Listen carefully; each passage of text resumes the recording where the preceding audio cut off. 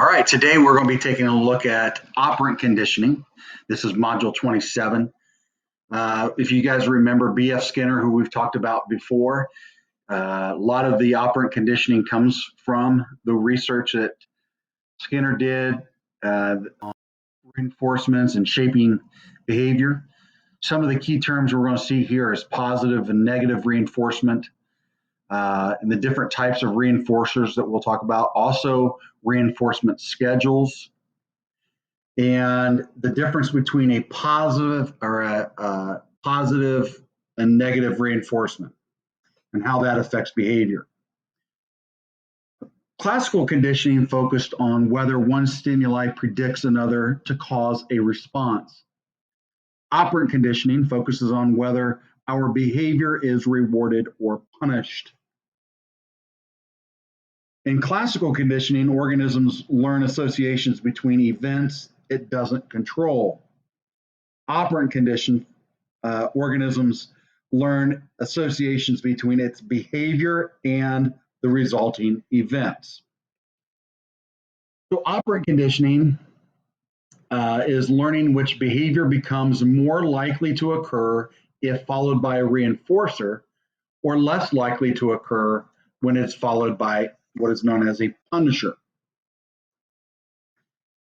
Here's a quick comparison between classical and operant conditioning.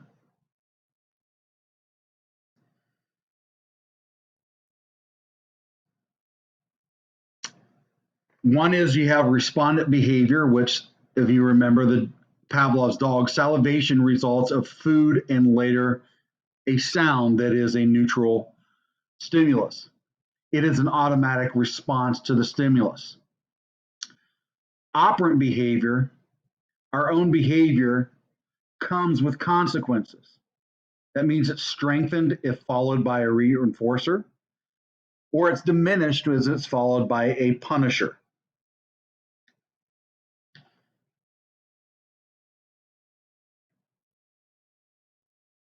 Okay, what is a law? Think about what a law is. It refers to an idea that is true all the time. This is very important as we look at learning.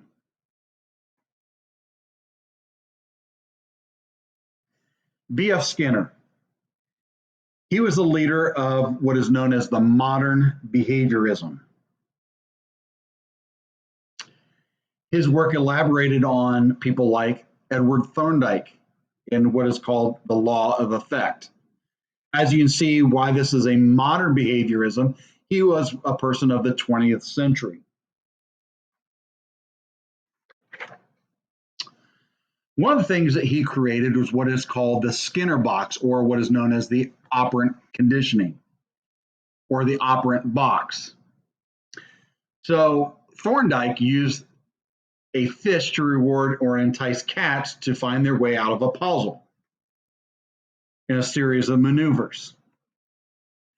His law of effect was this, that followed favorable consequences become more likely, and that behaviors followed unfavorable consequences that become the opposite.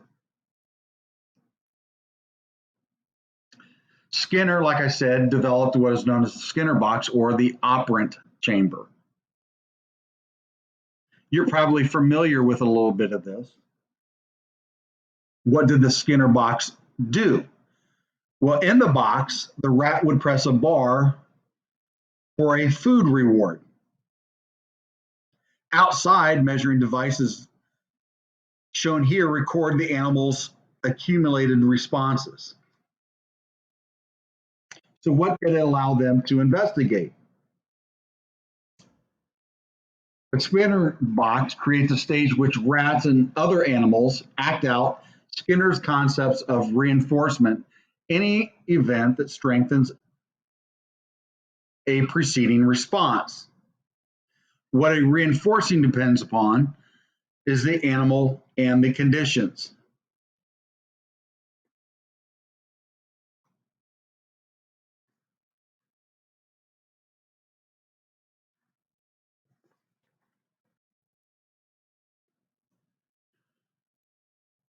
So, what we know about reinforcers is what is reinforcing for you may not necessarily be reinforcing for anyone else. So we have to understand what it is that's being reinforcer and how it will affect the behavior of the people. Understanding some people may be rewarded or reinforced by money, some may be reinforced by attention, and so on. So we have to, in order to uh, condition a behavior, we have to know what that individual needs in its reinforcement. So, what makes a reinforcer a reinforcer? Reinforcers are defined by its impact on behavior. It increases the likelihood that behavior will increase.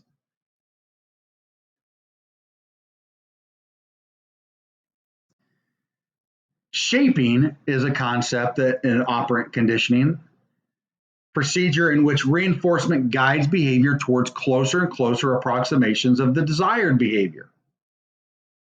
This is also called reward by successive approximations. So, what we are doing is if you have, let's say, an end result of where we want the behavior to be, that process of a successive approximations is what we call shaping. We are conditioning a behavior or shaping a behavior to the end result.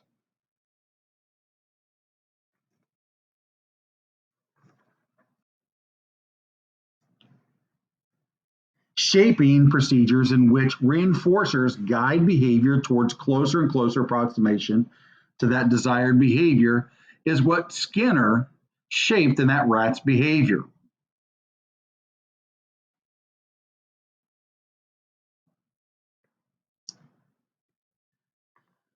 So, what is discriminative stimulus? A stimulus that elicits a response after association with reinforcement, in contrast to related stimuli not associated with reinforcement.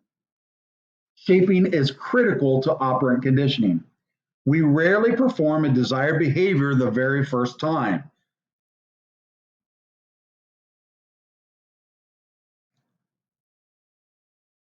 We need a hint to know we are on the right track.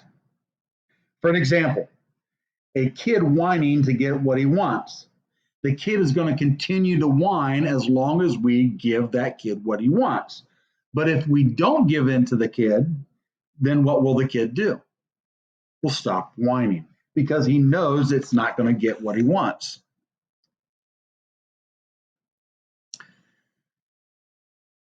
All right. In World War II, Skinner trained pigeons to guide missiles to targets. What we found out was it was more effective than human guidance. Humans were 38% accurate in guiding missiles to targets. Pigeons were 93% accurate in those guidance. That's because pigeons learn to discriminate.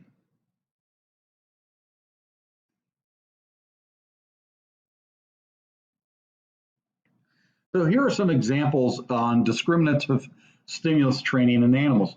Dogs have been shaped to sniff landmines or locate people amid rubble. After being trained to discriminate among classes of events or objects, flowers, people, cars, chairs, pigeons can usually identify a category which a new pictured object belongs.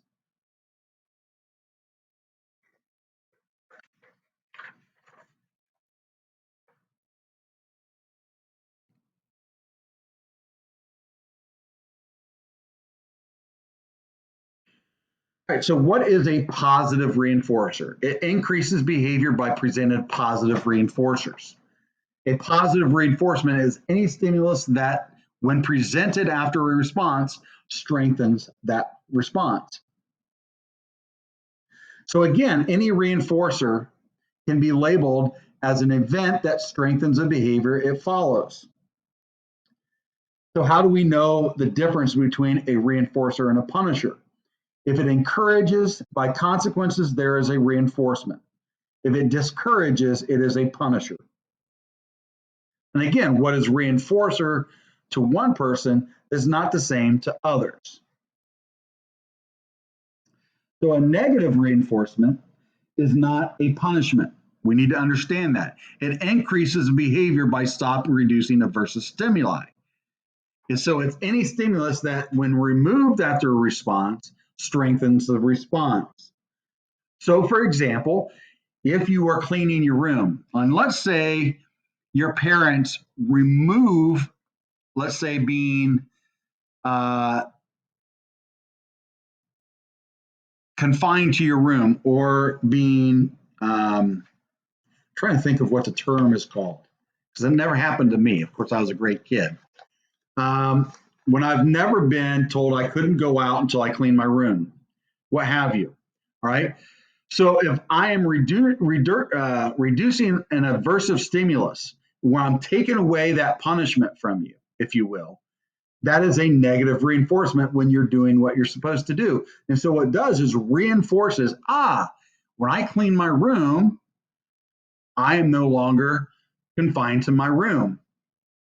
That therefore is a negative reinforcement. It removes a punishing or aversive event. Sometimes negative reinforcements and positive reinforcements coincide. So here are examples of that. So a positive reinforcement is you study hard, which is a behavior, and you receive an A. That is the reinforcement from the teacher. So, or you arrive to work on time, which is a behavior, and you get a pay raise. That's a reinforcement. All right. Taking aspirin to reduce a painful headache, that is a negative reinforcement. Or hitting the snooze button to shut off the alarm because it's annoying. That's a negative reinforcement.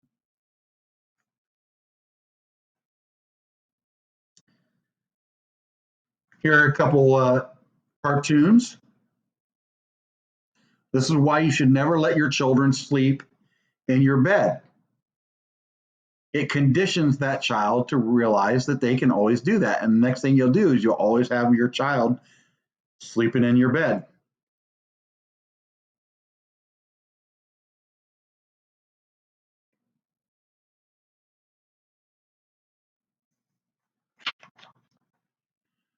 All right. So there are what we call primary and secondary reinforcers. A primary is innately reinforcing stimuli such as those that satisfy our biological need. When we're hungry, food, or when we are in pain, we take medicine. Those are primary reinforcers. Okay. Secondary or conditioned reinforcers are stimuli that gain their reinforcing power through their learned association with a primary reinforcer. Examples might be money, or getting good grades, or a pleasant tone of voice. Reinforcement within 30 seconds leads to a desired behavior.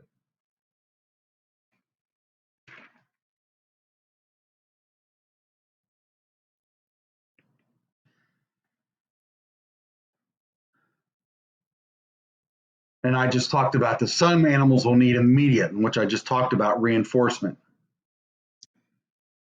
All right, so let's take a look at delayed gratification. A paycheck that comes at the end of the month, a trophy that comes at the end of the season. Sometimes our reinforcement is a longer term away. That's why we have to have some intermittent reinforcers along the way. So let's take a look at some of the reinforcement schedules. There's a continuous reinforcement schedule that every time a behavior occurs, we are reinforced, or partial or intermittent. Only part of the time we do that. Okay.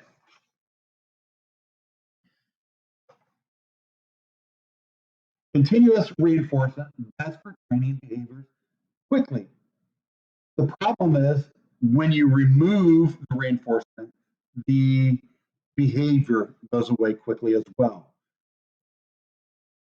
So we need to transfer from a continuous reinforcement to a intermittent or a partial to keep the desired behavior.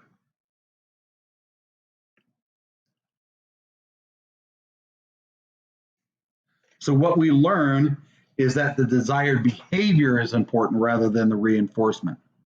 So there are some schedules. Here are 4 different schedules that we have for reinforcement. There's a fixed ratio schedule where it occurs at a set number of responses. That's called a fixed ratio.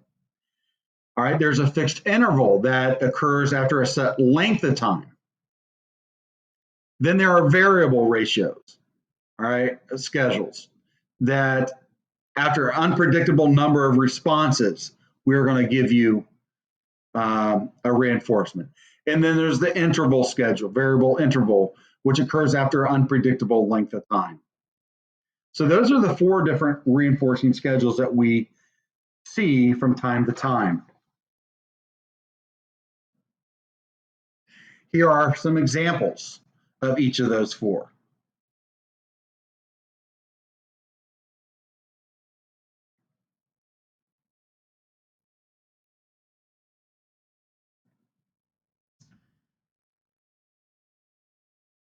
All right, let's talk a little bit about punishment. This tells us what we are not to do. An event that tends to decrease the behavior. It adds an aversive stimulus or removes a pleasant stimulus. So in this case, you do something wrong, we are going to give you detention. Or we're going to take away your ability to drive your car. So we're removing that, I love driving my car. It increases the likelihood that the behavior will occur again. Negative reinforcements removes that aversive stimulus.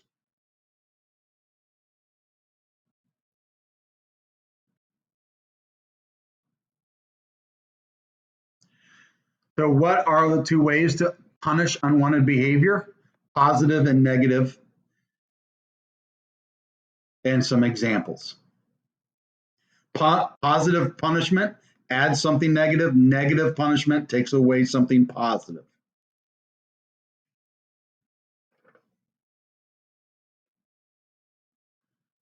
What are some of the major drawbacks?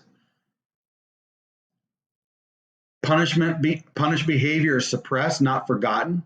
It is a temporary state. It teaches discrimination among situations. Punishment can teach fear. Physical punishment may increase aggression by modeling violence, which we'll talk about another way. All right, so that is operant conditioning, and we'll look forward to seeing you tomorrow.